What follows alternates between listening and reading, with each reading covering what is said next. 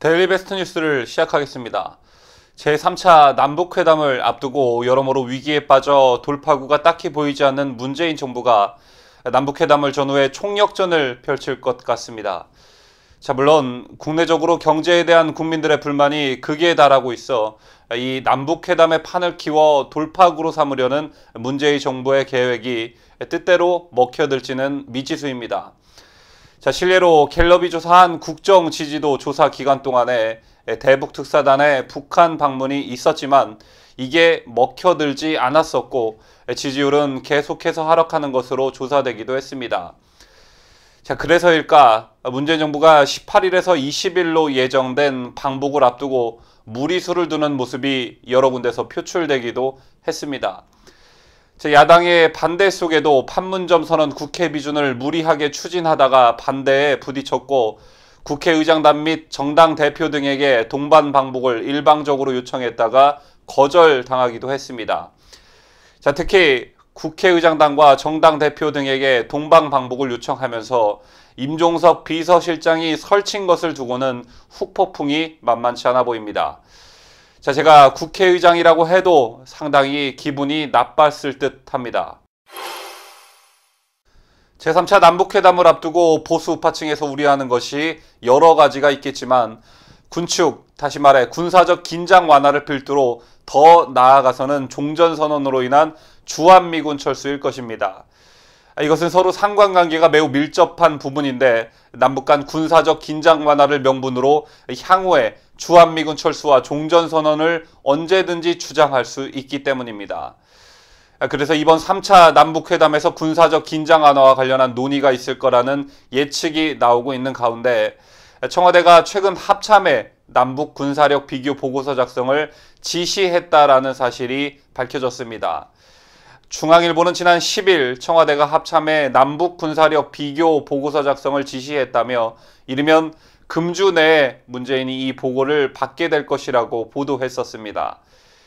이에 따르면 합동참모본부는 청와대의 지시를 받은 뒤 작업에 착수해 남북 군사력을 비교해 보고 작성을 마쳤으며 이르면 이번 주 내로 정경도 합참의장이 문재인에게 직접 보고할 것이라고 합니다. 해당 보도에 따르면 합참이 만든 보고서는 핵무기를 제외한 재래식 전력만을 대상으로 하고 있으며 남북 양측의 육해 공군이 보유한 장비 그리고 각 장비들의 성능을 분석해 평가했다고 합니다. 그러나 주한미군 전력은 평가 대상에서 제외됐다고 이 매체는 전했습니다. 중앙일보와 접촉한 소식통은 일단 유사시 한국군의 독자적인 방어력을 파악하기 위한 취지라고 설명했습니다. 정부 소식통은 중앙일보 측에 합참이 이번 내놓은 남북 군사력 비교 보고서는 2009년 작성된 보고서와 거의 비슷하게 나왔다고 전했습니다. 2009년 보고서에서 한국군 전력 지수는 북한군의 1.1배 수준이었습니다. 이 소식통은 최근 북한은 과거와는 달리 군사 분야에서 진정성을 보이며 적극적으로 임하고 있다면서 남북 경제 협력은 대북 제재 때문에 한계가 있을 수 있지만 군사적 협력은 남북이 합의하면 외부 제재와는 무관하게 진행할 수 있다고 주장했다고 합니다. 물론 겉으로는 유사시 한국군의 독자적인 방어력을 파악하기 위한 취지라고는 했지만 남북회담을 코앞에 앞둔 시점에서 청와대가 이 같은 보고서를 지시한 것을 두고 남북 간 군비 통제 등을 본격적으로 논의하려는 사전 준비로 보여진다는 예측이 우세합니다. 18일부터 평양에서 열리는 남북회담에서는 남북 간 긴장 완화가 주요 의제 가운데 하나로 올라갈 가능성이 매우 크기 때문입니다. 남북 간 군사협력이란 지난 4월 남북회담에서 채택한 판문점 선언 이후 가진 장성급 군사회담에서 논의했던 내용들을 말합니다. 판문점 공동경비구역 비무장화, 비무장지대 내의 전방감시초소 철수, 서해 북방 한계선 주변 긴장 완화 등이 이에 해당됩니다.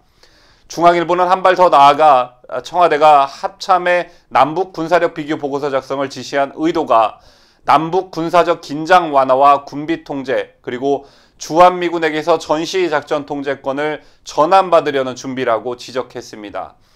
그러나 관련 내용이 다른 언론에서도 보도된 뒤 한편에서는 문재인 정부가 남북 군사적 긴장 완화와 전시작전 통제권 단독 행사를 통해 종전선언 시기를 최대한 빨리 이끌어내고 궁극적으로 주한미군을 철수시키려 하는 게 아니냐는 지적을 내놓고 있습니다. 문제는 지난 7일 한반도 비핵화 및 평화 구축 등과 관련해 올해 말까지 되돌아갈 수 없을 만큼 진도를 내는 것이 목표라고 밝힌 바 있습니다.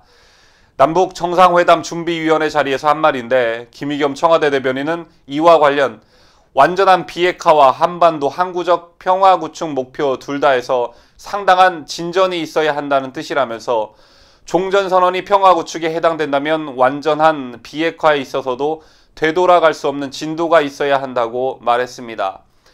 일단 김 대변인은 문재인의 발언의 수준을 아주 낮추어 해명했지만 대변인이 그렇게 설명해야만 하는 상황을 초래한 문재인의 발언 의도가 무엇인지 의구심이 생길 수밖에 없습니다. 최근 들어 문재인 정부의 안보 관련 행태를 보면 정말로 북한이라는 적을 코앞에 둔 나라가 맞나라는 생각이 들 때가 한두 번이 아닙니다. 북한에 대한 주적 표현 논란은 뒤로 하더라도 GP철수나 대전차 방어시설 해체 공사 등 사실상 DMZ의 해체를 위한 작업에 착수했다 해도 과언이 아닐 정도의 행동들이 이어졌습니다. NLL도 이미 사실상 해체의 길로 갈 수 있다는 길이 열렸다고 볼 수 있습니다. 이런 상황에서 북한과의 경계선을 사실상 허무는 작업에 들어간 것 아닌가 하는 의심을 갖지 않을 수 없는 것입니다. 또한 최근에는 국내적으로 국민의 안전을 최우선으로 한다는 이 정부가 메르스 사태와 상도 유치원 붕괴 사고와 같은 대형 이슈들이 터졌는데도 불구하고 쇼하기 좋아하는 문재인은 뒷전에 있고 총리선에서 사안들을 관리하는 모습을 보이고 있습니다. 자, 이 같은 제스처들만 보더라도 지금 문재인 정부가 얼마나 남북회담에 목을 메고 있나를 느낄 수 있는 대목이라 할 수 있습니다. 자, 이뿐만 아니라 남북연락사무소 개설에 왜 그리 많은 돈과 물자를 퍼부어대는지도 도대체 알 수가 없습니다. 이미 한국전력을 통해 전기를 공급하면서도 왜 경유를 80톤씩이나 추가로 보내야 하는지 구체적 설명이 없습니다. 자, 그것도 모자라 남북철도 시운전을 한답시고 그 열차에 또 경유를 잔뜩 실었다가 유엔사로부터 거부당하는 국제적 망신을 당하기도 했습니다. 정말 이해가 가지 않는 부분이 한두 개가 아닙니다. 동맹인 미국과도 맞서고 또 무시하다가도 유독 북한 앞에서만 서면 꼬리를 내리는 문재인 정권. 남한 내의 보수파에 대해서는 이렇게 적폐청산을 내세우면서 무서운 칼을 휘두르면서도 북한 앞에 서면 우리 주장은 하지도 못하고 훈시만 듣고 오는 일들이 계속 반복되고 있습니다. 이번 대북 특사단의 방북에서도 우리가 설득하려고 했던 내용들은 싸그리 사라져버렸고 김정은의 훈시를 전달하는 역할만 했습니다. 이러한 상황들을 종합적으로 볼 때 임기 5년짜리 정부가 아예 국가의 체제를 통째로 바꾸려고 하는 것 같다라는 느낌을 지울 수가 없습니다. 연내에 돌이킬 수 없는 진도, 이쯤이면 무엇을 어떻게 연내에 돌이킬 수 없는 진도를 낸다는 것인지 따져 묻지 않을 수 없습니다.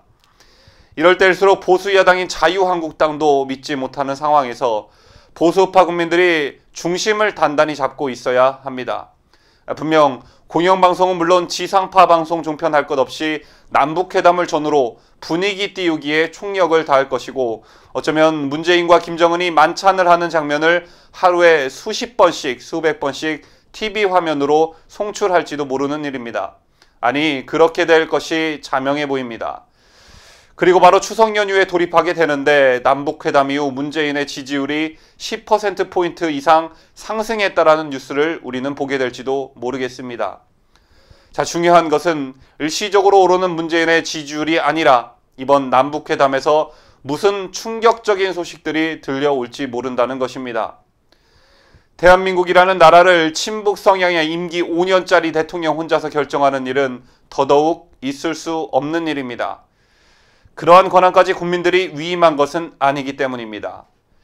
자, 이것이 바로 우리가 이번 남북 정상회담을 두 눈 부릅뜨고 감시해야 하는 이유일 것입니다.